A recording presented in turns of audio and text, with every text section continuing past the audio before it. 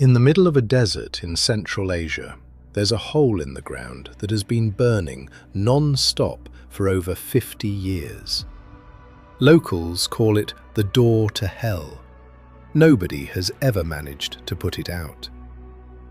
A few hours away sits a capital city built almost entirely from white marble, holding a world record for it, with streets so empty you'd think the whole place was abandoned.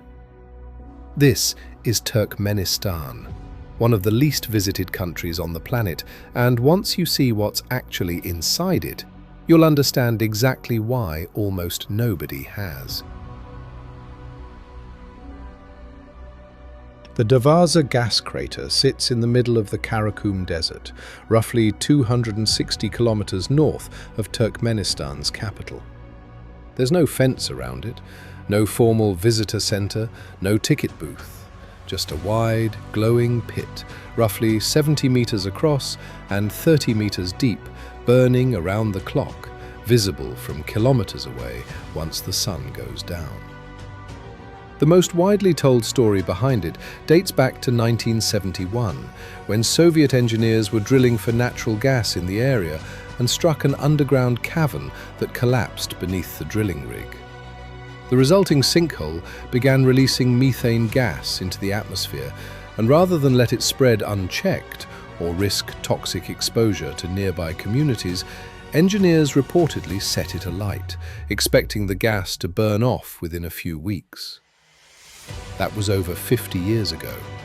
The crater is still burning today, continuously, feeding on a natural gas reservoir large enough that even 5 decades of constant combustion haven't exhausted it. For years, there was no official name for the site. Locals began calling it the door to hell, and the nickname stuck, spreading through word of mouth and eventually through the handful of photographs and videos that made their way out of one of the most restricted countries on Earth. Turkmenistan actually possesses some of the largest proven natural gas reserves on the entire planet, ranked among the top 5 countries globally. The Darvaza crater is, in a strange way, a visible symbol of that abundance, a resource so vast that an entire uncontrolled leak has been allowed to burn continuously for half a century without meaningfully denting the country's overall reserves. The government has, at different points, floated plans to extinguish the crater entirely, citing safety concerns and the ongoing waste of a valuable resource. So far, none of those plans have moved forward. The fire keeps burning, largely unchanged, drawing in the small number of travelers who manage to secure the visas and permits required to see it in person, often making the difficult desert journey specifically to stand at the edge of a hole that was never supposed to still be on fire in the first place. A few hours from the burning crater sits Ashgabat, Turkmenistan's capital, and one of the strangest cities anywhere on Earth. In 2013, Ashgabat earned the Guinness World Record for having the highest concentration of white marble buildings of any city on the planet. Entire districts, government ministries, apartment blocks, even ordinary shopping centres are clad in gleaming white marble, reportedly imported at enormous cost from quarries as far away as Italy. The effect, especially at night when the buildings are lit gold and white, is striking. It's also, by most visitor accounts, eerily empty. Wide, multi-lane boulevards, built to accommodate heavy traffic, often carry almost none. Parks and public plazas, designed for large crowds, frequently sit close to deserted. The city was built for a population and a level of activity that, for reasons still debated by outside observers, never quite arrived.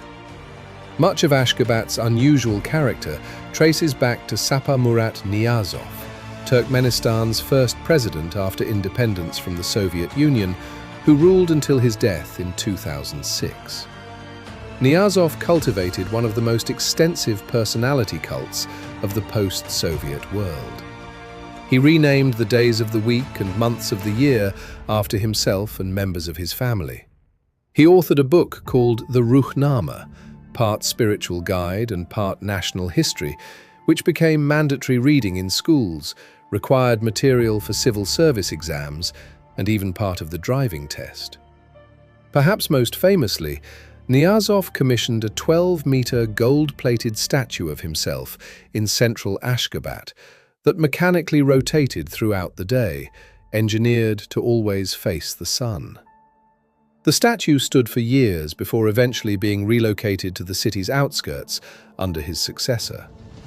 Niyazov also enacted rules that struck outside observers as bizarre, banning car radios for a period, restricting gold dental crowns, and reportedly discouraging beards and long hair among men in certain state institutions. Some of these specific restrictions have since eased under the current government, but Turkmenistan continues to rank, year after year, among the most restrictive media environments and least visited countries on Earth, with strict visa requirements and pervasive state control over information making independent, verified reporting from inside the country extremely difficult to come by. Turkmenistan's relationship with its natural gas reserves reveals a contradiction visitors notice almost immediately. The country ranks among the top 5 nations on Earth for proven natural gas reserves, a resource so significant that Turkmenistan supplies a substantial share of neighboring China's gas imports through a pipeline stretching thousands of kilometers across Central Asia. Despite that wealth sitting beneath the ground, ordinary daily life for most Turkmen citizens looks far more modest than the marble skyline of the capital might suggest. Independent economic assessments consistently rank Turkmenistan among the more difficult economies in the region, with periodic shortages of basic goods reported even in Ashgabat itself, and average incomes far below what the country's gas exports alone would suggest possible. Much of the gas revenue has historically funded exactly the kind of large-scale prestige projects visible throughout the capital. Marble districts, monuments, elaborate fountains running even in the middle of the desert, and grand public buildings that see relatively little daily use. Economists studying the region describe this pattern as fairly common among resource-rich, tightly controlled economies, where visible infrastructure can outpace the everyday standard of living for much of the population. Outside the capital, life follows a very different rhythm. Rural communities, particularly in regions bordering the Karakum Desert, rely heavily on herding, small-scale agriculture, and increasingly, work connected to the gas and oil sector itself. Water remains a persistent challenge in a country that is overwhelmingly desert, with much of Turkmenistan's agriculture depending on an extensive but aging Soviet-era irrigation network, originally built to support cotton production, historically one of the country's other major exports. Access to independent information about daily conditions inside Turkmenistan remains limited. International press freedom organizations have ranked the country among the most restricted media environments in the world for years running, with state media serving as the primary source of information for most citizens and internet access tightly filtered. That restriction is part of why so much of what happens inside Turkmenistan, beyond its most photographed landmarks, remains largely invisible to the outside world. Turkmenistan doesn't announce itself the way most countries do. There's no major international airline hub, no well-worn backpacker trail, no steady stream of documentaries and travel vlogs building familiarity over time. Most of the world simply doesn't think about it at all, and that absence is, in its own way, the most telling detail of everything covered here. A hole in the desert has burned continuously for over 50 years, and the government has neither fully explained why it was allowed to keep burning, nor found the will to put it out. A capital city was built almost entirely from imported white marble, then left with boulevards too wide and plazas too empty for the population actually living there. A leader renamed the calendar after his own family and commissioned a golden statue engineered to chase the sun, and decades later, the country he shaped still ranks among the most closed, least understood places on the planet.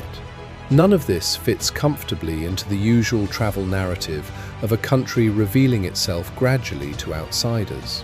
Turkmenistan remains largely sealed off, not because it lacks anything remarkable, but because so much of what makes it remarkable was built to be seen only by the people already inside it. Perhaps that's the most honest way to end this, not with a clear picture of what daily life is actually like behind those marble walls, but with an acknowledgement that outsiders still don't fully know, and that the door to finding out remains, quite deliberately, mostly closed.